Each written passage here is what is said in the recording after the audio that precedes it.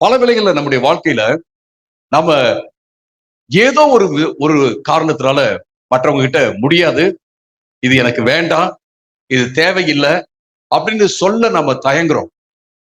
ஆனா வாழ்க்கையில நீங்களும் நானும் ஒரு அசர்ட்டிவ் லீடர்ஸ் ஆக, அதாவது இது எனக்கு வேண்டும், இது எனக்கு வேண்டாம் அப்படின்னு சொல்லக்கூடிய திட மனது உள்ள தலைவர்களாக மாற வேண்டும் என்றால் நாம நோ, வேண்டாம், முடியாது அப்படின்னு சொல்லிதான் ஆகணும். இந்த ரெண்டு வார்த்தை ஆங்கிலத்துல நோ, NO அப்படிங்கிற அந்த வார்த்தையில அவ்வளவு பவர் இருக்கு. வாழ்க்கையில முன்னேறுவதற்கு எஸ் சொல்றதை விட நோ சொல்றதா ரொம்ப இம்பார்ட்டன்ட். வாழ்க்கையில முன்னேறுவதற்கு எதை செய்யணும் அப்படின்னு யோசிக்கிறத விட எதை நம்ம செய்யக்கூடாது அப்படின்னு யோசிக்கிறதா ரொம்ப முக்கியமானது. வாழ்க்கையில நம்ம முன்னேறுவதற்கு நம்மளால என்ன முடியும் அப்படின்றத யோசிக்கிறத விட நம்மளால என்ன முடியாது அப்படின்னு யோசிச்சோம்னா ரொம்ப நல்லது. ஏன்னா நம்மளால என்ன முடியாது, என்ன செய்ய முடியும், எது நமக்கு வேண்டாம் அப்படின்னு நம்ம யோசிச்சோம் அப்படின்னோம்னா நமக்கு என்ன வேணுமோ, என்ன முடியுமோ அதுல நாம என்ன செய்வோம், கான்சென்ட்ரேட் பண்ணுவோம்.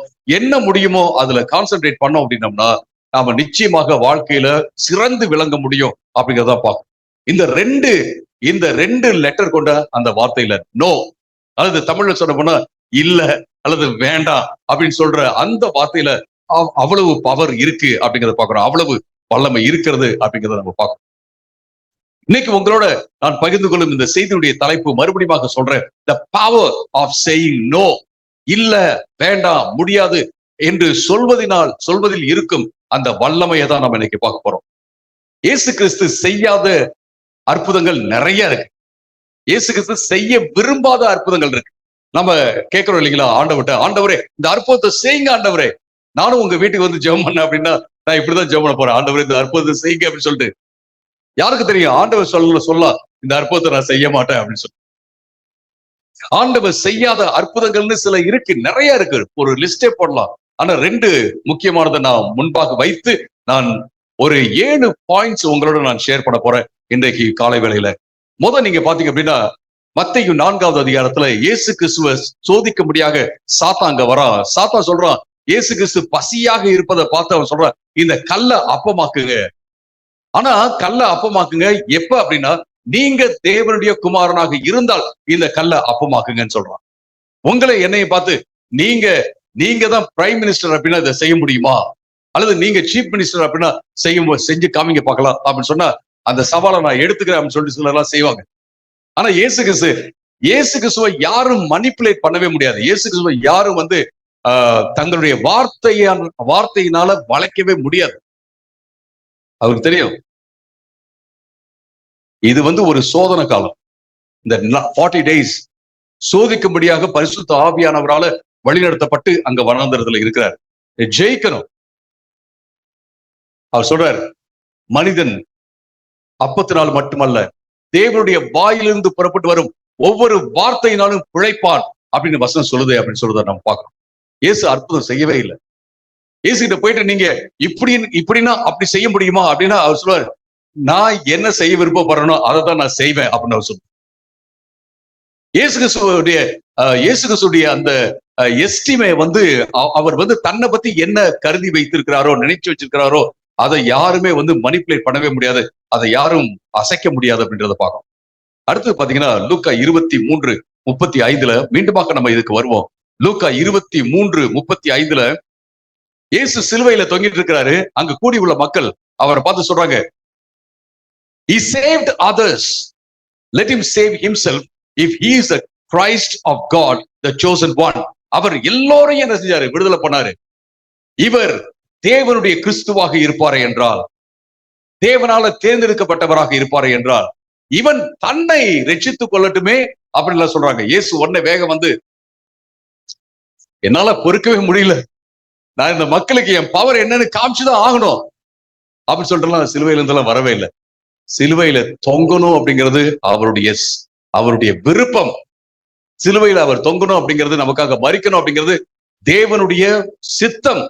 அவர் அப்படியே உடனே எல்லாம் வரல, அப்படியேதான் இருக்கிறார். அற்புதம் செய்யல. பல இடங்கள்ல இயேசு கிறிஸ்து மக்களுடைய அழுத்தத்தின் நிமித்தமாக அற்புதம் செய்ய அவர் முற்படவே இல்லை. மக்களுடைய அழுத்தத்தின் நிமித்தமாக ஒரு காரியத்தை செய்யணும் அப்படின்னு சொல்லிட்டு அவர் முற்படவே இல்லை.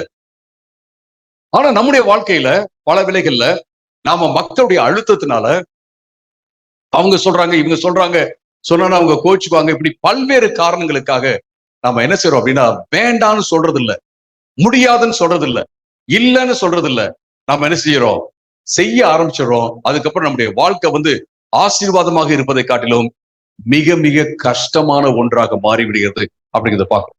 நம்முடைய வாழ்க்கையில நாம இன்னும் வளரணும், நல்ல தலைவர்களாக இருக்க வேண்டும் என்றால் எதுக்கு வந்து வேண்டான்னு சொல்லணுமோ அதுக்கு வேண்டான்னு சொல்லி ஆக வேண்டும். 7 முக்கியமான காரணங்கள் ஏன் மக்கள் வந்து வேண்டான்னு சொல்றது இல்லை அப்படிங்கிறத நாம இன்னைக்கு பார்க்க போறோம். ஃபர்ஸ்ட் ஒன், முதலாவதாக லோ செல்ஃப் எஸ்டீம். நான் தகுதி இல்லாத ஒரு ஆளு, இவங்க எல்லாம் நம்மளை பகிச்சுக்கிட்டாங்கன்னா எனக்கு இன்னும் தகுதி இருக்காது, இவங்க வந்து வேண்டான்னு என்னை வெறுத்துட்டாங்க அப்படின்னா எனக்கு இன்னும் தகுதி இருக்காது, எனக்கு தகுதியை தரதே இவங்க தான், இவங்க சொல்றதை நான் செஞ்சாதான் எனக்கு தகுதி. அருமையானவர்களே, உங்களுடைய வொர்த், உங்களுடைய தகுதி, உங்களுடைய தரம், உங்களுடைய வேல்யூ வேற யாருக்கு நீங்க செய்யறதுனால அது வந்து தீர்மானிக்கப்படுறது இல்ல. இதை நீங்க மனதில் வைத்துக் கொள்ள வேண்டும், நான் மனதில் வைத்துக் கொள்ள வேண்டும்.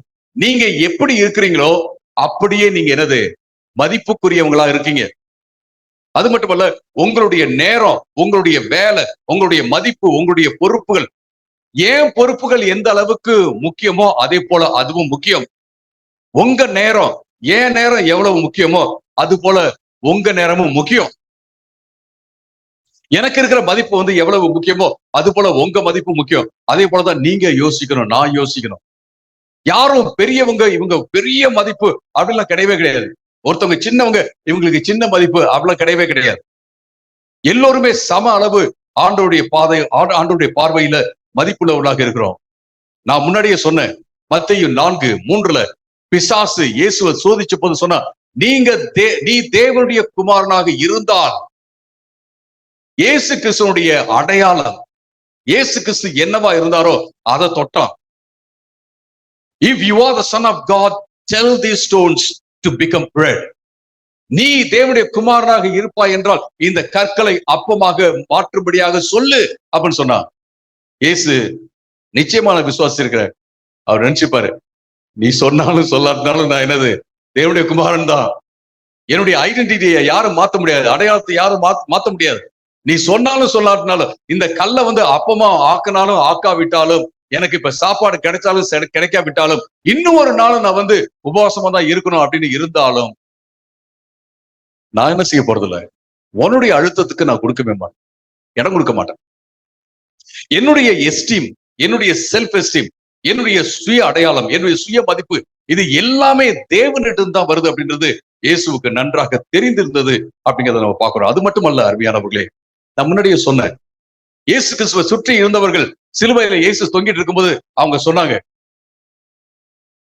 நீ இவன் தேவனுடைய கிறிஸ்துவாக இருந்தால், தேவனால தெரிந்து கொள்ளப்பட்டவராக இருந்தால், எல்லாருக்கும் அவர் அற்புதம் பண்ணாருல்ல, இன்னைக்கு இவருக்கு ஒரு அற்புதம் பண்ணட்டும் அப்படின்னு போது கூட Jesus could not be coaxed by others. மற்றவங்க அழுத்தி அப்படியே அதை ஏதாவது சொன்னாதான், இந்த காலத்துல பிள்ளைங்க, ஒரு ஃபாதர் சொன்னாரு, ஏதாவது சொன்னாதான் பிள்ளைங்களை ஏதாவது செய்ய வைக்க முடியுது அப்படின்லாம் நம்ம இயேசு கிட்ட எதுவுமே சொல்லவே முடியாது. எதையும் சொல்லி இயேசுவை வந்து வளைக்க முடியாது, எதையும் சொல்லி இயேசுவை வந்து ஒரு காரியத்தை செய்ய வைக்க முடியாது. ஏன்னா இயேசுக்கு நல்லா தெரியும் அவர் யார் அப்படின்னு சொல்லிட்டு. அவருக்கு நிச்சயமாக அவர் யோசிச்சிருப்பார் சிலுவையில, நான் தேவனால தெரிந்தெடுக்கப்பட்டவர் அப்படிங்கிறது எனக்கு தெரியும், நான் வந்து மேசியா அப்படிங்கிறது எனக்கு தெரியும், நான் எல்லாரையும் நான் ரட்சித்தேன் தான், எல்லோருக்கும் சுகத்தை கொடுத்தேன் தான். ஆனா இந்த நேரம் வந்து எனக்குரிய நேரம், நான் சிலுவையில தொங்க வேண்டிய நேரம், நான் மக்களுக்காக மரிக்க வேண்டிய நேரம் அப்படிங்கிறது எனக்கு தெரியும். அதனாலதான் நான் சில வேளையில நம்ம கஷ்டத்தினூட கடந்து போறோம், ஏன்னா நமக்கு தெரியும் அது போய் தான் ஆகணும்னு சொல்லிட்டு. சோ யாரு சொன்னாலும் நம்ம என்ன செய்வோம், நான் என்ன செய்யறேன்னு எனக்கு தெரியும், என்னை விட்டுருங்க. இயேசு அதான் சொல்லியிருப்பார், அதான் யோசிச்சிருப்பார். அந்த டெக்ஸ்ட்ல இல்ல, ஆனா அதான் யோசிச்சிருப்பார். யாரும் இயேசுனுடைய அந்த சுய அடையாளத்தை வந்து யாரும் தொட முடியாது, அதை அசைக்க முடியாது. அருமையானவர்களே, உங்களுடைய சுய அடையாளம், உங்களுடைய சுய மதிப்பு, உங்களுடைய சுய தரம் இருக்கு இல்லைங்களா, வேல்யூ இருக்குல்ல, That's from God. அது தேவனிடத்திலிருந்து கொடுக்கப்படுகிறது, தேவனிடத்திலிருந்து வருகிறது. யாரும் உங்களுக்கு கொடுக்கிறதே கிடையாது. இந்த உலகத்துல யாரோ உங்களை கொண்டு வந்து, அப்கோர்ஸ் அம்மா அப்பா மூலமாகத்தான் நம்ம வந்தோம், கொண்டு வந்து இதுதான் உன்னுடைய மதிப்பு என்று யாரும் நிர்ணயம் பண்ணவே முடியாது. இது ரொம்ப ரொம்ப இம்பார்ட்டன்ட். சில வேளையில நம்ம யாரு, நம்ம என்ன செய்யறோம் அப்படிங்கிறது நம்ம தெரிஞ்சிருக்கிறதுனால நம்ம சொல்வோம், சாரிங்க இதை நான் செய்ய மாட்டேன், சாரிங்க இது எனக்கு வேண்டாம், இல்ல நான் இதுல இருந்து தூரமா இருக்கேன் அப்படின்னு சொல்லும் அந்த திராணி, அந்த அந்த தைரியம் வந்து எப்போதுமே நமக்கு இருப்பது மிக மிக முக்கியமான ஒரு காரியம். நான் முன்னாடி சொன்னேன், வாழ்க்கையில முன்னேறணும் அப்படின்னா என்ன நமக்கு வேணும்ன்றதை விட வேண்டான்றதுதான் தெரிஞ்சிருக்கிறது ரொம்ப இம்பார்ட்டன்ட். அடுத்ததாக பீப்புள் பிளீசிங். மற்ற மக்களை வந்து சந்தோஷப்படுத்திக்கிட்டே இருக்குது. மக்களை வந்து சந்தோஷப்படுத்துறது தவறான ஒரு காரியமா அப்படின்னா தவறு இல்லைன்னு தான் நான் சொல்றேன். எல்லாம் சந்தோஷப்படுத்துறதும் தவறு கிடையாது. இங்க பவுல் சொல்றாரு 1 கொரிந்தியர் 9வது அதிகாரம் 22, 23 அவர் சொல்றாரு, நான் எல்லோருக்கும் எல்லாம் ஆனேன் அப்படின்னு சொல்றாரு. எல்லோருக்கும் எல்லாம் ஆனேன். 1 கொரிந்தியர் 9வது அதிகாரம் 22 இருந்து 22, 23 அந்த வசனங்கள்ல இப்படியாக பவுல் சொல்றத நம்ம பார்க்கிறோம். பலவீனரை ஆதாயப்படுத்திக் கொள்ளும்படி பலவீனருக்கு பலவீனனை போலானேன், எப்படியாவது சிலரை ரட்சிக்கும்படி நான் எல்லோருக்கும் எல்லாம் ஆனேன். 23வது வசனத்துல, நற்செய்தியின் ஆசீர்வாதங்களில் நான் உடன் பங்காளியாகும்படிக்கு அது நிமித்தமே இப்படி செய்கிறேன். இந்த மோட்டிவ் என்ன அப்படின்னா, எப்படியாவது மக்கள் ரட்சிக்க போடணும் அப்படிங்கிறதுக்காக தான்.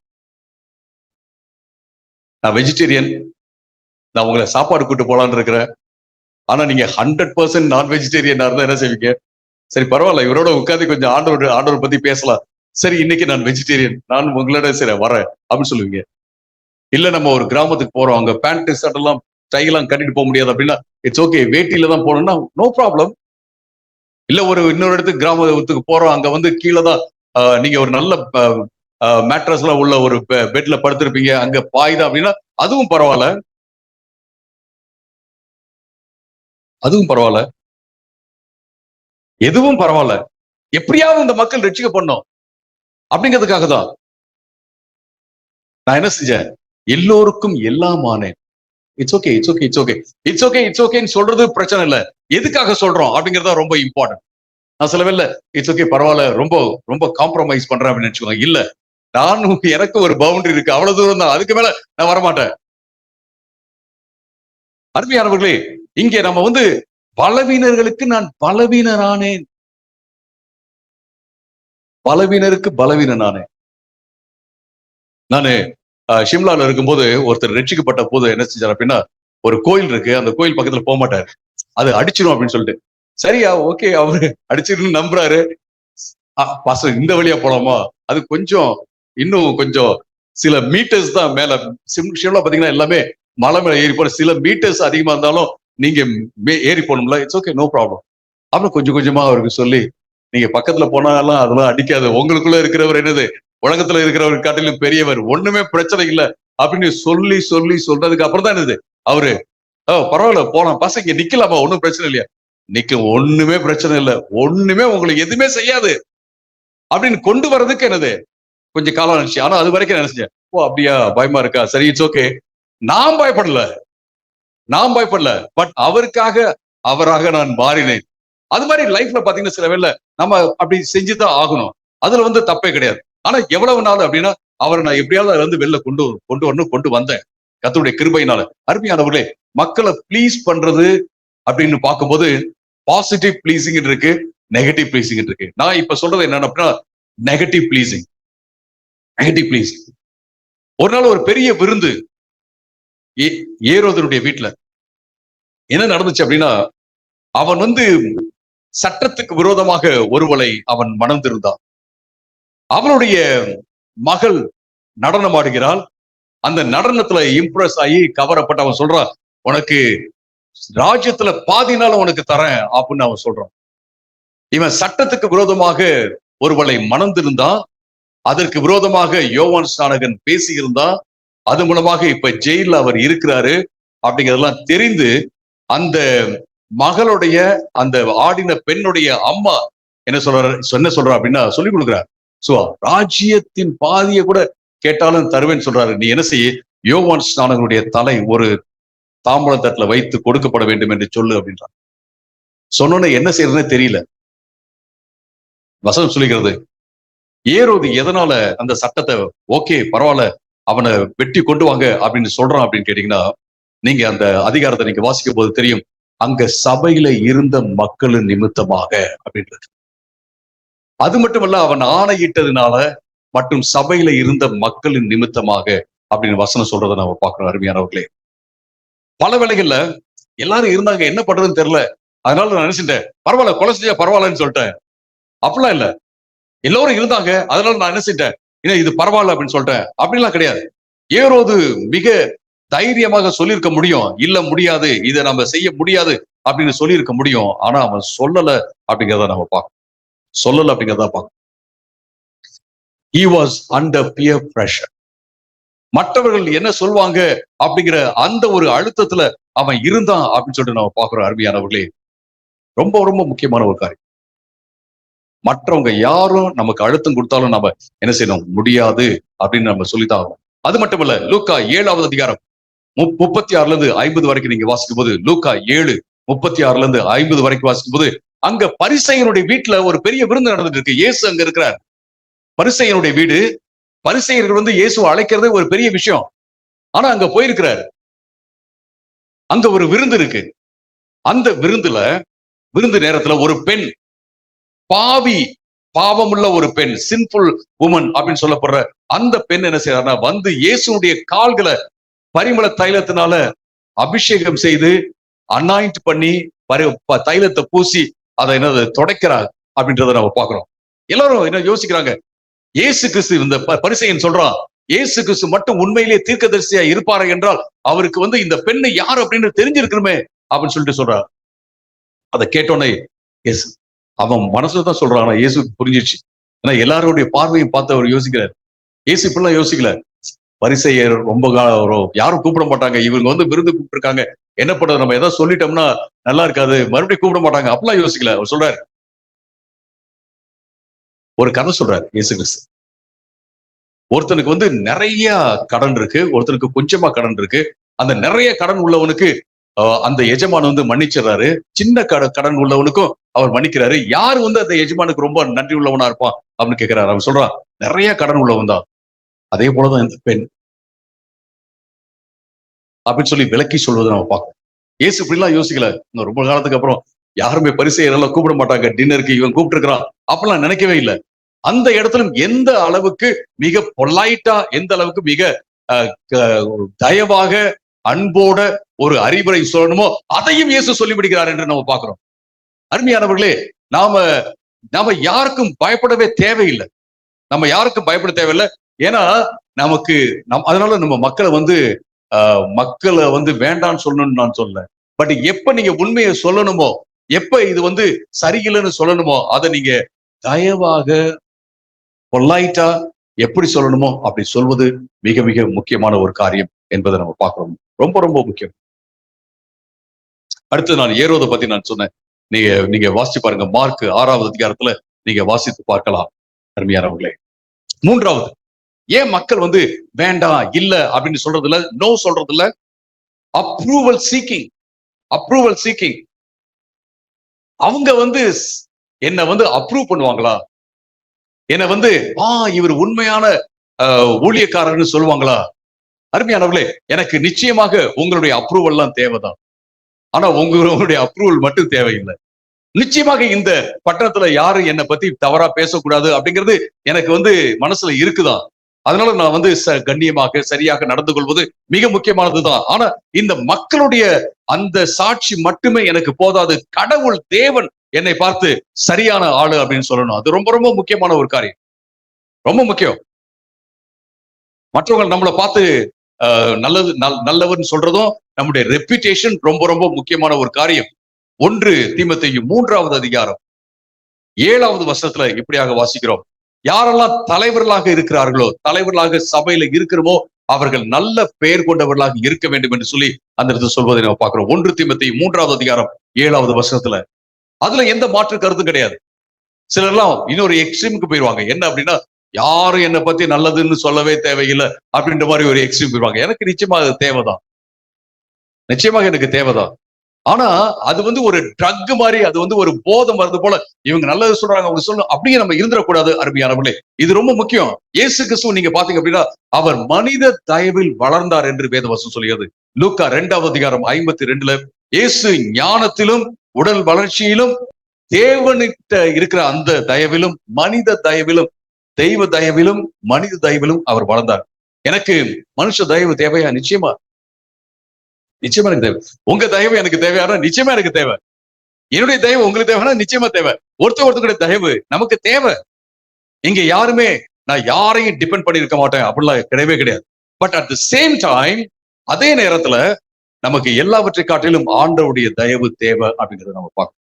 பல வேளைகள்ல நம்ம என்ன செய்வோம் அப்படின்னா, மக்களுடைய தயவு வேணும் அப்படிங்கிறதுக்காக, மக்களுடைய அப்ரூவல் வேணும் அப்படிங்கிறதுக்காக நம்ம வேண்டாம். இன்னைக்கு சொன்னோம்னா நாளைக்கு நமக்கு விரோதமா எழுந்துட்டாங்கன்னா என்ன பண்றது? என்னுடைய கிளாஸ்ல பிரசன்டேஷன் பண்ண ஸ்டூடெண்ட்ஸ் ஒரு டாபிக் எடுத்து பிரசன்ட் பண்ணுங்க, மற்றவங்க எல்லாம் கேள்வி கேட்பாங்க. எல்லாம் கேள்வி கேட்பாங்க, யாரும் கேட்க மாட்டாங்க. நான் ஒருத்தர்கிட்ட கேட்டேன், ஏன் கேள்வியை கேட்க மாட்டேன்றீங்க? நான் மட்டும் தான் கேள்வி கேட்டுட்டு இருக்கேன். பாஸ்டர், நாங்க கேள்வி கேட்டோம்னா அவங்க கேள்வி கேட்டுருவாரு நான் பிரசன்ட் பண்ணும்போது அப்படின்னு சொல்லி சொன்னாரு. அந்த மாதிரி நாம டஃப்பான கேள்வி கேட்டோம்னா போச்சு. அப்புறம் நான் பிரசன்ட் பண்ணும்போது அவர் கேள்வி கேட்பாருலங்க பாஸ்டர். அதுதான் அப்படிதான் சில வேலை நம்முடைய வாழ்க்கை போகுது. அருமையானவர்களே, ஒன்னும் பிரச்சனை இல்லை. கேள்வி கேட்டா ஒன்னும் பிரச்சனை இல்லை. பதில் சொல்ல தெரிஞ்சா சொல்லுவோம், தெரியலன்னா நம்ம என்ன செய்வோம், நம்ம மறுபடியும் நம்ம ஆராய்ந்து பார்ப்போம். மக்களுடைய தயவு தேவை. பட் மக்களுடைய தயவை காட்டிலும் ஆண்டவருடைய தயவு நிச்சயமாக நமக்கு தேவை. எனவே நம்ம என்ன செய்யக்கூடாது அப்படின்னா, மக்களுடைய தயவு வேணும் என்பதற்காக நம்ம ஓகே ஓகே ஓகே ஓகேன்னு சொல்லிடக்கூடாது. இது ரொம்ப ரொம்ப முக்கியமான ஒரு காரியம். 4வதாக செல்ஃப்லெஸ் இமேஜ். செல்ஃப்லெஸ் இமேஜ் அப்படின்னா என்ன அர்த்தம்? சுயநலமற்ற ஒரு தோற்றம். எல்லாருக்கும் உதவி செஞ்சுட்டே இருக்கிற ஆளு. நீங்க எத்தனை பேருக்கு உதவி செய்ய முடியும் இந்த உலகத்துல? எல்லாருக்கும் நான் உதவி செய்ய ஆளு. யாரு கேட்டாலும் இல்லைன்னே சொல்ல மாட்டேன். யாரு கேட்டாலும் இல்லைன்னு சொல்ல மாட்டேன். எல்லாருக்கும் உதவி செய்வேன். யாராவது ஒருத்தங்க நீங்க எல்லாருக்கும் உதவி செய்யறவங்களா, நீங்க எனக்கு உதவி செய்யுங்க. ஐயோ, எல்லாருக்கும் உதவி செய்யறேன்னு சொல்லிட்டாரே, அதனால என்ன செய்யணும்? செஞ்சுதான் ஆகணும் அப்படின்னு செய்து சிலர்லாம் ஓட்டாண்டியாக மாறினவர்கள் நான் பார்த்தேன். எங்க யாருக்கு எப்படி செய்யணும் அப்படிங்கிறது ரொம்ப ரொம்ப முக்கியமான ஒரு காரியம். இது ரொம்ப ரொம்ப முக்கியம். இந்த செல்ஃப்லெஸ் இமேஜ் இருக்குல்ல, நான் தாராளமான ஒரு ஆள் தான், நான் எல்லாருக்கும் உதவி செய்யற ஆள் அப்படிங்கிற அந்த ஒரு தோற்றத்தை மெயின்டைன் பண்ணணும் அப்படிங்கிறதுக்காக ஒரு சிலர்லாம் என்ன செய்யறதுல நோன்னு சொல்றதே இல்லை. சரி சரி சரி அப்படின்னு சொல்லிட்டே இருக்காங்க. அருமையானவர்களே, நீங்க உங்களை பாத்துக்கிறது ரொம்ப இம்பார்ட்டன்ட். சிலர் நான் பார்த்திருக்கேன், அவங்க வீட்டுக்கு யாரும் எதுவும் செய்ய மாட்டாங்க, அவங்க ஒய்ஃபுக்கு செய்ய மாட்டாங்க, அவங்க பிள்ளைகளுக்கு செய்ய மாட்டாங்க, ஆனா ஊருக்கெல்லாம் செஞ்சுட்டு இருப்பாங்க. ஏன்னா யாரோ ஒருத்தவங்க சொல்லிட்டாங்களாம்ல, ஊரார் பிள்ளையை ஊட்டி வளர்த்தால் தன் பிள்ளை தானே வளரும். அதுக்கு வேற அர்த்தம்னு சொல்றாங்க. அதுக்கு வேற அர்த்தம் கேள்விப்பட்டிருக்கீங்களா? வேற ஒரு அர்த்தம். ஓகே, எல்லாருக்கும் தெரியும், வேற ஒரு அர்த்தம் இருக்கு. பட் அதனுடைய அர்த்தம் இது இல்ல. நீங்க உங்க வீட்டுக்கு எதுவுமே செய்யாதீங்க, உங்களை எதுவுமே கேர் பண்ணிக்காதீங்க, எல்லாம் மற்றவங்களுக்கு எல்லாம் கொடுத்துக்கிட்டே இருங்க, உங்க பிள்ளை என்ன செய்ய நல்லா வளர்ந்துட்டே இருக்கும், உங்க வீடு நல்லா இருக்கும் அப்படிங்கிறது அதனுடைய அர்த்தம் அல்ல. வேதவசனம் சொல்லுகிறது, நீதிமான் தன்னுடைய பிள்ளைகளுக்காக இன்ஹெரிட்டன்ஸ் சுதந்திரத்தை விட்டுட்டு போறான் அப்படின்னு சொல்லிட்டு எம்டியா விட்டுட்டு போக மாட்டான், சுதந்திரத்தை விட்டு போறான், வெல்த் விட்டுட்டு போறான்னு சொல்லிட்டு வேதவசனம் சொல்லுகிறத நம்ம பார்க்கணும், நீதிமொழிகள்ல நம்ம பார்க்கணும். சோ நாம நம்மள கேர் பண்ணிக்கணுமா, இல்ல மற்றவங்களையே நம்ம கேர் பண்ணிட்டே இருக்கணுமா? பிளைட்ல நீங்க ஏறணும்னா அங்க இன்ஸ்ட்ரக்ஷன்ஸ் கொடுக்க சொல்லுவாங்க, ஆக்சிஜன் குறைவானா நீங்க மாஸ்க் போடுங்க, அதுக்கப்புறம் மற்றவங்களுக்கு என்ன செய்ய போட்டு விடுங்க அப்படின்னு சொல்லிட்டு நீங்க மாஸ்க் போடுங்க. நீங்க அப்படியே மயக்கமோட கீழே விழுந்துட்டீங்க அப்படின்னா வேற யாருக்குமே உதவி செய்ய முடியாது. நீங்க மாஸ்க் போட்டீங்கன்னா ஒரு 5-6 பேர் கூட நீங்க உதவி செய்யணும். அருமையானவர்களே, இது ரொம்ப ரொம்ப முக்கியமான ஒரு காரியம். Self care is not selfishness. உங்களை கேர் பண்ணிக்கிறது ஒரு நாளும் சுயநலம் அல்ல. அதை நீங்க மனசுல வச்சுக்கணும். உங்களுக்கு உடம்பு சரியில்லையா, உங்களால ஒரு இடத்துக்கு போக முடியாதா? எனக்கு உடம்பு சரியில்லை, என்னால போக முடியாது சொல்லுங்க. எந்திரிச்சே நடக்க முடியல, என்ன பண்றது? அப்படியே அப்படிலாம் போக தேவையில்லை. நீங்க அவங்ககிட்ட சொல்லலாம். உங்களால ஒரு காரியத்தை செய்ய முடியாதா, உங்களுக்கு வசதி இல்லையா, நீங்க என்ன செய்யலாம்? நிச்சயமாக சொல்லலாம். எனக்கு வசதி இல்லை, என்னுடைய பட்ஜெட்ல இல்ல, இது என்னால செய்ய முடியாது. நீங்க நிச்சயமாக சொல்லலாம். அருமையானவர்களே, இது ரொம்ப ரொம்ப முக்கியமான. You need not, it should be like this. You need not neglect yourself or your family and your family by taking care of others and their families. மற்றவங்களுடைய குடும்பத்தையோ மற்றவர்களையோ பராமரிக்கிறேன்னு சொல்லிட்டு நீங்க உங்க குடும்பத்தை பராமரிக்காம இருக்க தேவையில்லை. உங்க குடும்பத்தை நீங்க அலட்சியப்படுத்த தேவையில்லை. உங்களை நீங்க அலட்சியப்படுத்த தேவையில்லை அப்படிங்கிறத நம்ம பார்க்கணும். மார்க் 6வது அதிகாரம் 31வது வசனத்துல, மார்க் 6வது அதிகாரம் 31வது வசனத்துல பாத்தீங்கன்னா நிறைய பேர் இயேசுவை சுத்தி வராங்க. இயேசு எல்லோருக்கும், அதுக்கு முன்னாடி உள்ள வசனத்துல பாத்தீங்கன்னா இயேசு அற்புதங்கள் செய்து கொண்டே இருக்கிறார், அற்புதங்கள் செய்து கொண்டே இருக்கிறார், அற்புதங்கள் செய்து கொண்டே இருக்கிறார். இன்னும் நிறைய பேர் வந்துகிட்டே இருக்காங்க. வசனம் சொல்லியது 31வது வசனத்துல நிறைய பேர் வந்து போய்கொண்டே இருக்கிறார்கள். அவர்களுக்கு சாப்பிடுறது கூட சான்ஸ் எல்லாம் போயிடுச்சு, சாப்பிடுறது கூட வாய்ப்பு இல்லை. அப்ப இயேசு என்ன தெரியுமா சொல்றாரு? இப்படி சொல்ல, இயேசுவை நிறைய பேர் தப்பா புரிஞ்சுக்கிறாங்க. இயேசு ரொம்ப பேலன்ஸ்டான ஒருத்தர். இயேசு ஒரு இடத்துல தேவனுடைய பிதாவுடைய சித்தத்தை செய்யறதுதான் எனக்கு உணவுன்னு சொல்லிடுறாரு, சரிங்களா? ஆனா இங்க என்ன சொல்றாரு? வாங்க நம்ம போயிட்டு என்ன செய்யலாம், ஒரு அமைதியான இடத்துக்கு போயிட்டு ரெஸ்ட் எடுக்கலாம், சாப்பிடலாம், ரெஸ்ட் எடுக்கலாம் அப்படின்னு சொல்றதை நம்ம பார்க்கணும். ஒரு இடத்துல ஏசு சொல்றாரு, நீங்க பர்சனலா எடுத்துட்டு போகாதீங்க அப்படின்னு சொல்றாரு. அடுத்த கட்டத்துல பாத்தீங்கன்னா ஏசு கேட்கிறாரு, நீங்க பர்சனலா எடுத்துட்டு போல, பண பையெல்லாம் எடுத்துட்டு போல, வாலெட் எல்லாம் எடுத்துட்டு போல, ஏதாவது உங்களுக்கு பிரச்சனை வந்துச்சா? இல்ல. ஓகே, இப்ப என்ன செய்யுங்க? வாலெட் எடுத்துட்டு போங்க, பர்சனலா எடுத்துட்டு போங்க அப்படின்னு சொல்றதை பாக்குறோம். ஏசு சில எல்லாம் தப்பா புரிஞ்சுக்கிறாங்க. ஒரு வசனத்தை மட்டும் புரிச்சுக்குவாங்க. ஏசு பர்சனலா எடுத்துட்டு போக கூடாதுன்னு சொன்னாரு. அப்படின்னு சொல்லி ரொம்ப வருஷம் நான் பர்ஸே வச்சுக்காம இருந்தேன். பயங்கர கட்டூரமான பெண்டிகாஸ்ல இருந்தேன். உண்மையிலே எனக்கு அப்படிதான் சொல்லி கொடுத்தாங்க. பர்சனலா வச்சுக்கூடாது தம்பி, ஏசு கிறிஸ்து பர்சனலா எடுத்துக்கிட்டு போக கூடாதுன்னு சொல்லிட்டாரு. ஓ அப்படியா? பர்ஸ் முதல் தடவை நான் பர்ஸ் வச்சுட்டு சென்னைக்கு வந்தேன். எல்லாம் மனம் திரும்பி வசனத்துல சரியா புரிஞ்சு முதல் தடவை அதான் புரிஞ்சாலும் சொல்லி கொடுத்தவங்க முன்னாடி பர்ஸ வைக்கிறது தைரியம் கிடையாது. சோ முதல் தடவை வச்சுட்டு வந்தேன். பர்ஸை எவ்வளவு அடிச்சிட்டா சென்னையில, இமானுவேல் உங்க ஊர்ல.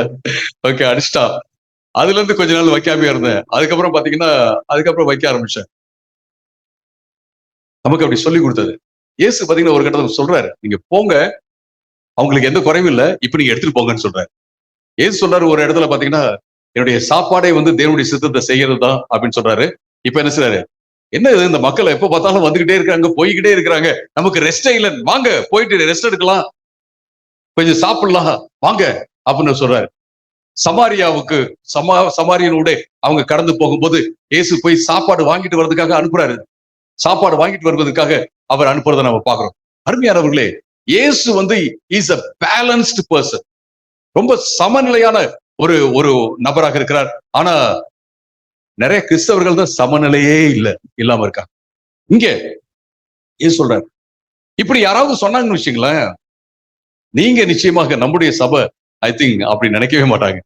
போயிட்டு சாப்பிட்டு வாங்கன்னு தான் சொல்லுவீங்க. அப்படிதான் நான் நிச்சயமா விசுவாசிக்கிறேன். ஆனா அந்த காலத்துல அல்லது இன்னும் இப்ப கூட யாராவது ஒரு பாஸ்டர் நான் ரொம்ப ஜெபம் பண்ணி டயர்ட் ஆயிடுச்சு, நான் போயிட்டு சாப்பிட்டு வந்துட்டுமா அப்படின்னா, என்ன ஒரு பாரம் இல்லாம இருக்கிறாரு அவரு. பாரம் இல்ல. இத்தனை பேர் நின்றுட்டு இருக்காங்க, அவங்க எல்லாம் சாப்பிட்டு தான் வந்திருக்கிறாங்க. எத்தனை பேர் நின்று இருக்காங்க ஜெபத்துக்காக, அப்படியே நின்றுட்டு இருக்காங்க. அவர் போயிட்டு சாப்பிட்டு வந்துடுறாரு, கொஞ்ச நேரம் காஃபி குடிச்சிட்டு வரேன்னு போறாரு. இட்ஸ் வெரி பேட் அப்படின்னு நினைச்சுவாங்க. ஏன் அப்படிலாம் இல்ல. This is my time to go and take a little bit of rest. கொஞ்சம் ரெஸ்ட் எடுத்துட்டு வரணும், நான் சாப்பிட்டுட்டு வரணும், என்ன நீங்க விடுங்க அப்படின்னு சொல்லி, அது மட்டுமல்ல, தன்னை காப்பாற்றிக் கொள்வது மட்டுமல்ல, தன்னுடைய சீடர்களையும் அழைத்து கொண்டு போவதை நம்ம பாக்குறோம். இது ரொம்ப இம்பார்ட்டன்டான ஒரு விஷயம். Self care is not selfishness. உங்களை நீங்கள் பாதுகாத்துக் கொள்வது, உங்களை நீங்கள் பராமரித்துக் கொள்வது, உங்களை பாதிக்காதபடிக்கு நீங்க வேண்டாம்னு சொல்றது நிச்சயமாக செல்ஃபிஷ்னஸ் எல்லாம் கிடையாது அப்படின்றத நம்ம பார்க்கணும். அடுத்தது 5வது எக்ஸசிவ் ரெஸ்பான்சிபிலிட்டி. இந்த உலகமே என் தலையில தான் இருக்கு. யாராவது ஒருத்தவங்க வந்து, நீங்க மட்டும் அன்னைக்கு வந்திருந்தீங்கன்னா டாக்டர், என் புள்ள, நான் என்ன பண்றது, நானே சிக்காதான் இருந்தேன், நானே உடம்பு சரியில்லாம தான் இருந்தேன். இல்ல டாக்டர், நீங்க மட்டும் எப்படியாவது, நான் எப்படியே வந்திருக்கவே முடியாது அப்படின்னு சொன்னாலும், இந்த டாக்டர் ஒருவேளை நல்ல ஸ்ட்ராங்கானவரா இருந்தாருன்னா, நான் போக முடியல, இந்த புள்ள இறந்துச்சு, என்ன பண்ண முடியும், நான் வருத்தப்படுறேன், இல்ல வேற எங்கேயாவது அவங்க கூட போயிருக்கலாம், ஏன் போல எனக்கு தெரியல அப்படின்னு யோசிப்பாரு. இல்ல அப்படின்னா காலம் முழுவதும் என்ன செய்வார்னா, அவரு அந்த குற்ற உணர்வோட, நான் போகலையே, நான் போகலையே, நான் போகலையே, நான் போகலையே அப்படின்னு யோசித்து யோசித்து அவர் வந்து தன்னையே அழித்து கொண்டிருப்பார். நம்ம பல வேளைகள் இப்படிதான் யோசிக்கிறோம். எல்லாருடைய பேர்டனும் நம்ம கிட்ட தான் இருக்கு, எல்லாருடைய பேர்டனும் நம்ம கிட்ட தான் இருக்கு அப்படின்னு சொல்லிட்டு, you cannot be responsible for everyone's solution. எல்லா மக்களுடைய தீர்வுக்கும் நீங்க வந்து பொறுப்பாக இருக்கவே முடியாது. இது ரொம்ப ரொம்ப முக்கியமானது. உங்களுக்கும் எனக்கும் வரம்புகள் இருக்கிறது. அருமையானவர்களே, நம்ம மற்றவங்களுக்கு உதவி செய்யறதுக்கு ஒரு வரம்பற்ற கடமை உணர்ச்சியை கொண்டிருந்தோம் என்றால் நிச்சயமாக நமக்கு வந்து ஒரு குற்ற உணர்வு இருந்து கொண்டே இருக்கும். நீங்க உங்களுடைய வரம்புக்குள்ள எவ்வளவு மற்றவங்களுக்கு உதவி செய்ய முடியுமோ அவ்வளவு நீங்க உதவி செய்ய, மற்றதை தேவனுடைய கரத்துல வைத்து விடுங்கள். ஏன்னா தேவனுக்கு எந்த வரம்பும் கிடையாது, தேவனுக்கு எந்த லிமிடேஷன்ஸ் கிடையாது. நம்ம சொல்றோம் இல்லைங்களா, தேவனால கூடாத காரியம் ஒன்றுமில்லை, அவ்வளவுதான். நம்மளால செய்ய முடிஞ்சதை டாக்டர்ஸே வந்து என்ன சொல்றாங்க, சாரிங்க, நாங்க செய்ய முடிஞ்சதை செஞ்சிட்டோம், இல்ல நீங்க தான் காரணம் அப்படின்னா பண்ண முடியாது.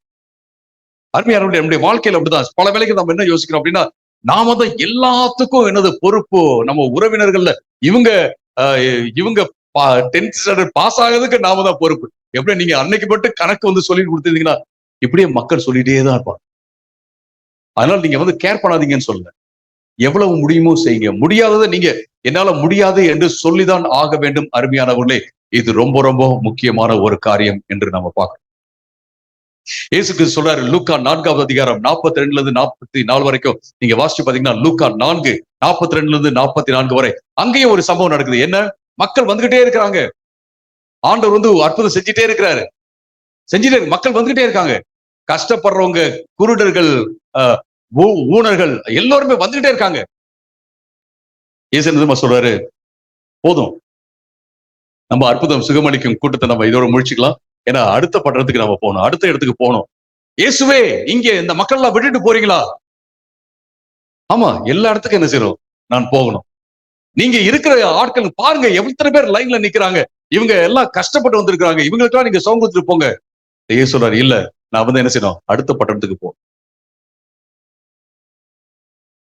இயேசு மனுஷனாக, தேவன் மனுஷனாக வந்த போது மனுஷனுக்கு உரிய எல்லா வரம்புகளும் லிமிடேஷன்ஸும் அவருக்கு இருந்துச்சு அப்படிங்கிறத நம்ம பார்க்கிறோம். அருமையானவர்களே, இது ரொம்ப ரொம்ப முக்கியமான ஒரு காரியம். அதே நேரத்துல 2 தெசலோனிக்கேயர் 3:10 சொல்லுது, 2 தெசலோனிக்கேயர் 3:10, ஒருவன் வேலை செய்ய மனதில்லாமல் இருந்தான் என்றால் அவன் சாப்பிடக்கூடாது. ஒருத்தருக்கு உதவி செய்றீங்க, ஒருத்தர் சொல்றாரு, நீங்க உதவி செய்யறதா என்னால முடியவே முடியாது, அவ்வளவுதான், நான் செத்து போயிருவேன். ஓ அப்படியா, அவரு உண்மையிலே வேலை செய்யறாரா, அவருக்கு உண்மையிலே அந்த காசு தேவையா, அவரு உண்மையிலே சரியா பயன்படுத்துவாரா அப்படின்னு பார்த்துதான் நம்ம உதவி செய்யணும். அதுக்கு அப்படி நம்ம உதவி செய்யாம போயிட்டு, என் பிள்ளைங்க எல்லாம் இன்னைக்கு சாப்பிடவே இல்லை, ஏன்னா நீங்க காசு தரவே இல்லை அப்படின்னு சொன்னா எப்படி ஃபீல் பண்ணுவீங்க? ஐயோ அப்படின்னு ஃபீல் பண்ணுவீங்களா? இல்ல, நீ வேலை செய், நீ வேலை செய், உனக்கு நான் ஒரு வேலையை கண்டுபிடிச்சு கொடுக்குறேன், செய்வியா அப்படின்னு கேட்பீங்களா? அல்லது காசு கொடுத்துட்டே இருப்பீங்களா? யோசித்து பாருங்க. அதான், நீங்களும் நானும் எல்லாருடைய சொல்யூஷன்ஸுக்கும் பொறுப்பாளிகளாக இருக்கவே முடியாது. அடுத்தது 6வது என்னன்னா, ஆப்பர்ச்சுனிட்டி ஆங்ஸைட்டி. ஐயோ, இந்த வாய்ப்பை விட்டுட்டோம்னா எப்படி, அப்ப வேண்டாம்னு சொல்லிடக்கூடாது அப்படின்னு சொல்வது பலருக்கு ஆபத்தான ஒரு காரியமாக முடியும்.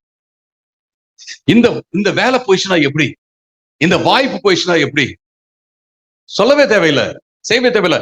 ஆண்டவர் வந்து உங்களுக்கு வாய்ப்பை தருவார். உங்களால முடியாம ஒரு காரியத்தை நீங்க இழந்து போயிட்டீங்க அப்படின்னா பரவாயில்ல. நான் இந்த உலகத்திலேயே பெஸ்ட் சிங்கரா, பெஸ்ட் பிரீச்சரா, பெஸ்ட் டீச்சரா, பெஸ்ட் எவ்ரி ஒன்னால இருக்கவே முடியாது. யாரும் அப்படி இருக்க முடியாது.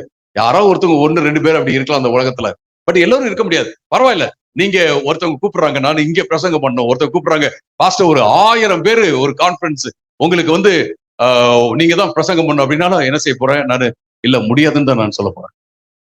ஏன்னா நான் இங்க ஆல்ரெடி கமிட்டட். முடியாதுன்னு சொன்னதுனால ஐயோ 1000 பேர் தான் நம்ம மிஸ் பண்ணிட்டோம்னா எப்படி, ஐயோ நான் போய் தான் ஆகணும். ஒரே இடத்துல ஒரே நேரத்துல 2 இடத்துல நீங்க இருக்கிற மாதிரி வந்துச்சு அப்படின்னா you are not managing your time அப்படின்றதான் இம்பார்ட்டன்ட். நம்ம நினைச்சு பார்க்க வேண்டியது. ஒரே நேரத்துல 2 இடத்துல 3 இடத்துல இருக்கிற மாதிரி வந்துச்சுன்னு வச்சுங்களேன், you are not managing your time. அது மட்டுமல்ல, உங்களுக்கு ஆம்பிஷன் இருக்கிறது நல்லதுதான், எல்லாத்தையும் செய்யணும் அப்படிங்கிற ஆம்பிஷன் வந்து தவறான ஓவர் ஆம்பிஷன், நாட் குட், நல்லதல்ல. எப்படியாவது இந்த ஆப்பர்ச்சுனிட்டியை விட்டுறக்கூடாது அப்படிங்கறதுனாலதான் ஆதாம் ஏவாளும் பாவத்துல விழுந்தாங்க. என்ன ஆப்பர்ச்சுனிட்டி? என்றென்றைக்கும் வாழும் வாழ்க்கை. நீங்க இந்த பழத்தை எடுத்து சாப்பிட்டீங்கன்னா நீங்க கடவுளை போல மாறிடுவீங்க, அவ்வளவுதான், நீங்க சாக மாட்டீங்க அப்படின்னு சாத்தான் சொன்னா, இந்த ஆப்பர்ச்சுனிட்டி போயிடுச்சுன்னா என்ன பண்றது சொல்லிட்டு ஏவாளும் சாப்பிட்டால் தன்னுடைய கணவனுக்கு கொடுத்தால் என்றதை பாக்குறோம். 2 பேரும் சாப்பிட்டு அவங்க என்ன செஞ்சாங்க, ஒரு பெரிய ஆண்டவர் ஏற்கனவே ஆப்பர்ச்சுனிட்டி கொடுத்திருக்காரு. அருமையானவர்களே, நான் சொல்றேன் பாருங்க, ஆப்பர்ச்சுனிட்டிஸ் இந்த உலகத்துல நிறைய இருக்கு. ஒரு தடவை பேதுருவோட இயேசு பேசிட்டு இருக்காரு. பேதுரு எப்படி சாவான் அப்படின்னு சொல்லிட்டு இயேசு வந்து என்ன செய்யறாரு, அவர் முன்னுரைக்கிறார். சொன்ன உடனே இவன் எப்படி அப்படின்னு சொல்லிட்டு உடனே யோவானை பார்த்து அவர் கேட்கிறாரு. யோவானை பார்த்து கேட்ட உடனே இயேசு அவர் சொல்றாரு, அவனுக்கு எப்படி இருந்தா உனக்கு என்ன அப்படின்னு சொல்றாரு. If I want him to remain alive until I return, what is that to you? You must follow me. யோவான் 21, 22, 22ல இயேசு இந்த இயேசுக்கும் பேதுருவுக்கும் நடக்கிற இந்த உரையாடல் அங்க நம்ம பார்க்கணும். உனக்கு இப்படி அப்படி சொன்னோன்னே இவனுக்கு எப்படி, நீ ஒரு பெரிய பிசினஸ் மேனா மாறிடுவ அப்படின்னு, இவன் எப்படி நம்மளோட பெரிய ஆளா மாறிடுவானா?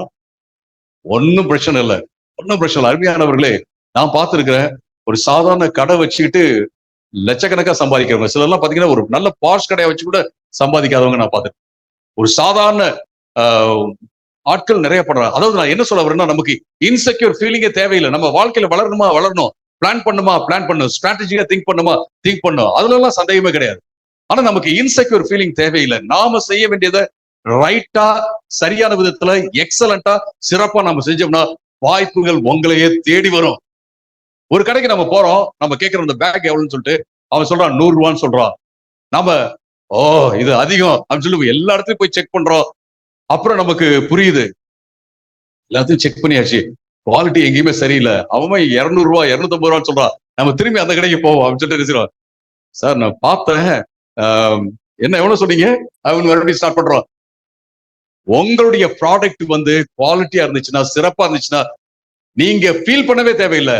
மக்கள் திரும்பி வருவார்கள், அவர்கள் வருவார்கள். நீங்க பார்த்துட்டு வாங்க அப்படின்னு சொல்லுங்க, அவர்கள் பார்த்து விட்டு வருவார்கள். வராம போனாலும் ஒன்னும் பிரச்சனை இல்லை. நீங்க வந்து சரியா இருக்கிற வரைக்கும் மக்கள் வந்து அது வாய்ப்புகள் வந்து கொண்டே இருக்கும் அப்படிங்கிறத பாக்குறோம். இது ரொம்ப இம்பார்ட்டன்ட். அடுத்தது 7th பாயிண்ட், கடைசி. ஏன் நம்ம வேண்டாம்னு சொல்றது இல்ல, முடியாதுன்னு சொல்றது இல்ல, இல்லைன்னு சொல்றது இல்ல அப்படின்றதுக்கு இமோஷனல் புல்லி, உணர்ச்சி பூர்வமான மிரட்டல்.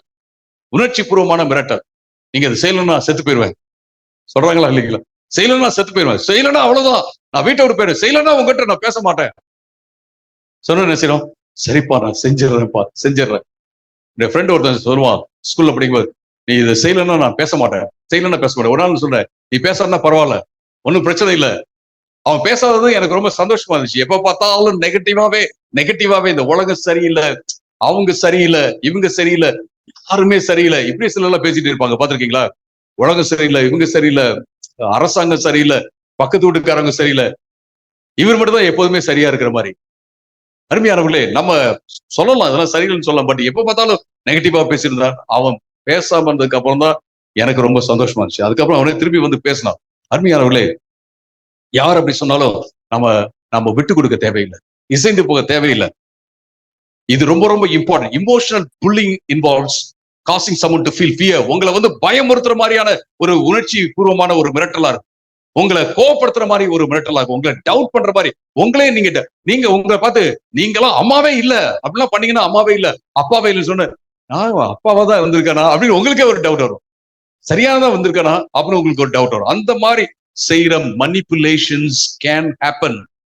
பட் நம்ம என்ன செய்யக்கூடாது அப்படின்னா, நம்ம மிக மிக தெளிவாக சிந்தித்து இல்ல முடியாது என்று சொல்வதை நம்ம மனதில் வைத்துக் கொள்ள வேண்டும். மத்தேயு 16, 21, 22 நம்ம வாசிகள் நம்ம முடிக்க போறோம். இப்ப மத்தேயு 16வது அதிகாரம் 21 இருந்து 21, 22 அதுல என்ன வாசிக்கணும்னா, அது முதல் இயேசு தாம் எருசலேமுக்கு போய் மூப்பர்களாலும் பிரதான ஆசாரியர்களாலும் வேத பண்டிதர்களாலும் பல பாடுகள் பட்டு கொலை உண்டு 3ஆம் நாள் உயிரோடு எழுந்திருக்க வேண்டும் அப்படிங்கிறதெல்லாம் அவர் சொல்றாரு. நான் சாக போறேன், நான் என்னை அரெஸ்ட் பண்ண போறாங்க அப்படின்லாம் இயேசு சொல்லும் போது பேதுரு என்ன செய்யறாருன்னா, அவர் தனியா அழைச்சு கொண்டு சொல்றாரு, தனியா அழைத்து கொண்டு போய் சொல்றாரு, இது உமக்கு சம்பவிக்க கூடாதே, இது உமக்கு சம்பவிப்பது இல்லை என்று கடிந்து கொள்ள தொடங்கினான். இது உங்களை என்னென்னலாம் சொன்னார் நடந்துச்சுன்னா நீங்க உங்களை யாருக்கு கடவுள்னு நினைப்பாங்க, யாரும் நிறைய சொல்லியிருப்பான். ஏசு அப்பெல்லாம் என்ன தெரியுமா சொன்னாரு, பின்னாக போ சாத்தானேன்னு சொன்னாரு. இதுக்கு பின்னாடி சாத்தான் தான் இருக்கிறான். ஒவ்வொரு வார்த்தைக்கு பின்னாடி என்ன மாதிரியான காரியங்கள் இருக்கு அப்படிங்கிறத இயேசு நன்றாக புரிந்து வைத்திருந்தார் அப்படிங்கிறத பாக்குறோம். யோவான் 6:15 நீங்க அதை வாசிச்சு பாருங்க. வாசிச்சு பார்த்து அங்க என்ன சொல்றது அப்படின்னு சொல்லிட்டு நீங்க அதை யோசித்து பாருங்க. அருமையானவர்களே, நம்முடைய வாழ்க்கையில என்ன வந்தாலும் சரி, நாம எதுக்கு நோன்னு சொல்லணுமோ அதுக்கு நோ சொல்லிதான் ஆகணும். எதுக்கு எஸ்ன்னு சொல்லணுமோ அதுக்கு சொல்லிதான். ஒரு பெரிய மனுஷர் அவர் என்கிட்ட சொல்லிட்டு இருந்தார், இதை நான் முடிக்கிறேன். தன்னுடைய பேரனுக்கு ரொம்ப ஹெல்ப் பண்ணிட்டு இருந்தார். தன்னுடைய பேரனுக்கு ஒரு கட்டத்துல நான் உனக்கு ஹெல்ப்பே பண்ண முடியாதுன்னு சொல்லிட்டேன். அவங்க அம்மா அப்பா அவர்கிட்ட ரொம்ப கரிந்து கொண்டு பேசினாங்க, நீங்க தான் ஹெல்ப் பண்ணணும், அவன் என்ன ஆகுறது அப்படின்னு சொல்லிட்டு. அவர் சொன்னாரு, நான் ஹெல்ப் பண்றதை ஸ்டாப் பண்ணாதான் அவன் சொந்த காலில் நிற்பான் அப்படின்னு சொன்னாரு. அதுக்கப்புறம் பாத்தீங்கன்னா இன்னைக்கு அவருடைய பேரன் ஒரு பெரிய பிசினஸ் மேன். அந்த பேரன் எப்பயுமே சொல்றது என்ன அப்படின்னா, எங்க தாத்தா திட்டி உனக்கு உதவியே இல்லடா போடா அப்படின்னு சொல்லாம இருந்திருந்தாருன்னா நான் இன்னைக்கு வந்திருக்கவே மாட்டேன், இந்த நிலைக்கு வந்திருக்க மாட்டேன்னு. ஆனா அந்த தாத்தா அப்படி சொல்றதுக்கு ஒரு கரேஜ், ஒரு கட்டத்துல அவருக்கு அந்த தைரியம் வந்துச்சு பாருங்க.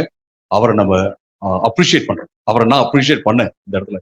அருமையான நம்முடைய வாழ்க்கையில முடியாதுன்னு சொல்லிதான் ஆகணும். எப்ப சொல்லணுமோ அப்படி சொல்லும் போது நிச்சயமாக நம்ம வளர முடியும். எது வேணும்னு தெரியறதை விட எது வேணான்னு தெரியறதா ரொம்ப ரொம்ப முக்கியமானது. நம்ம ஜெபம் பண்ணலாம். ஆண்டவரே, எங்கள் ஒவ்வொருத்தரையும் நம்முடைய கரத்துல கொடுக்கிறோம்.